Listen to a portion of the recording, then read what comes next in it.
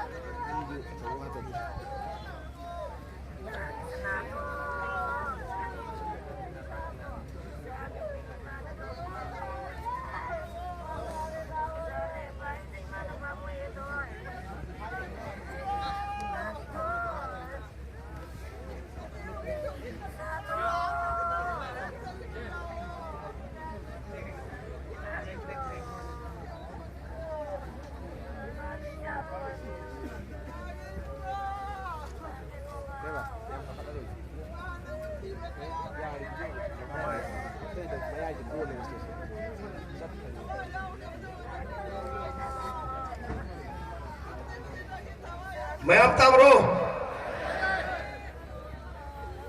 मबांदा लेने इसिल now Singh यारगदि मनुंग the चंपिरो खरा तुझे मैं अब ताइको तारगदि सेक्शन बिराट कोथा बिराट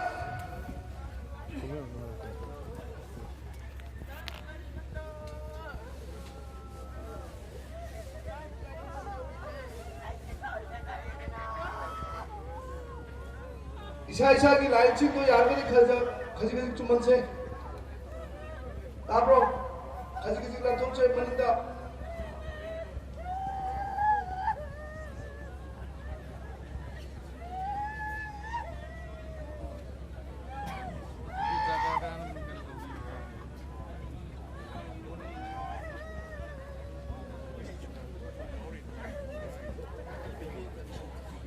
सिगी मताइदे निर्मिचना सिंग यारगदि फजना अदो चुमना लैसे अदुगा लाइटो मपा चुमना चुमना फजना येंगदा याम फजरे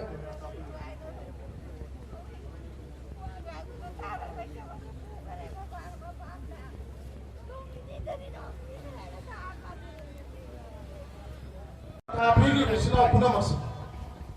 अखोइना पुनदमा अपुन मलै तबगिने अदुबो मीगी सेम सारगा लैरबा प्लान अमगा लोइना तौरगिबा अटैकता सेम साउद्रबसु अखोइ थेंगनबा ngamiबसे अखोइगी इपा इपुगे चाहि लिसिंग मंगा हेन लान तौर लापगी अखोइदा ईदमा याउरी मदु ईदना ने अखोइ गसी थेंगनबा ngamiबसे सुंगै लैत्रगसु मधुगी ईदो ने कोई रिवाइव तौबा मधुगी ई पाइपुगी असेंग ईदो मधु हंसला पुदुने कोई आराम बाई तेंगो लाइसे मते ना खुद मक आराम बाई ने मरे बा के नमक का थोरवा मरे बा के नमक थोरवा पुनः आराम बाई ने अदुना लान से होग्री स्नो में लान होग्री अखोई सेम सागले में यवाली मैते लात्रा मरित्रा मंगा ले बता hꯧji powder lanmi oina koi maitai lam ne hena thokam thobane adu boy koi da thok da bai maram se masi mayam mang da hai bi kai adu na sinau mayam akoi sem sagi se iroi ba ki damakta ifur ki damakta akoi na kandani ba iba se kana kandai no kana thokani koi damakta akoi gi iroi ba ki akoi gi ipai ko jing na kalam da mai na koi na kandai ne sinau mayam adu na marathana akoi gi lai gi daba amadi akoi gi aram bai ga thok ba sing iroi ba ki damakta I katuna thawai podapi ro sing ko koi aham mata di kai khunaba unaba koi sem sarji aram bai ga thok ba sing iroi ba ki damakta thawai na podapi ro ba thok ba sing bu ikai khunaba utsi I katuna iroi ba ko kana me damakta koi sem sarga lai sing akoi gumba thawba sama puthok si aram bai ama lai gi dabada aram bai sama tholakani aduna akoi ibnu pakhang babu amtang bangla da thawni ba sasi sinau mayam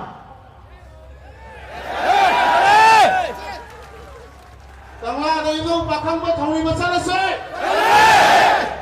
adu gi rei ba ki damakta sem sarase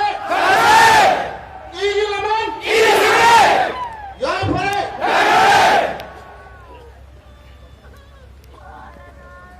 यागदी volunteer खरे दे कोई सिदा मैं हेका लगा तम बसलो जी बहुत ले मिनन वो खरे दे कोई लेहो पे सिको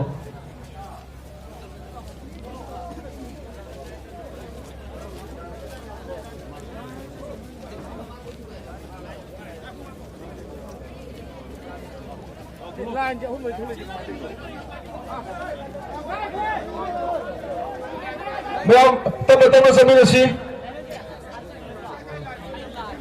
isa yung paling lokal na katang naibigo. So, yung yari kami, bagi sa mga sina, tuloy na patang na yari niya, wala na nga, mag-iisap, sa pagbuto na ito sa mga sini, sinahayan ng mga hindi ko.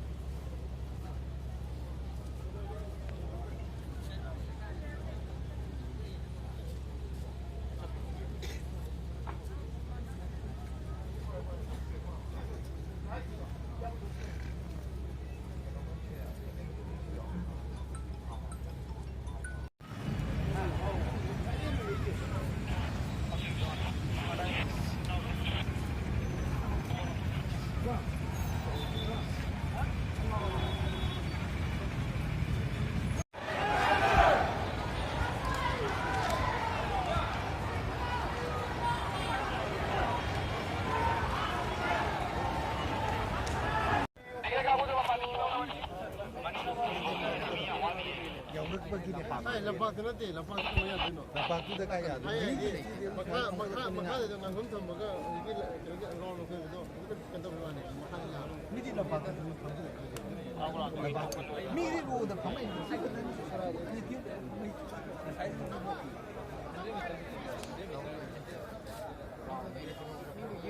Yeah.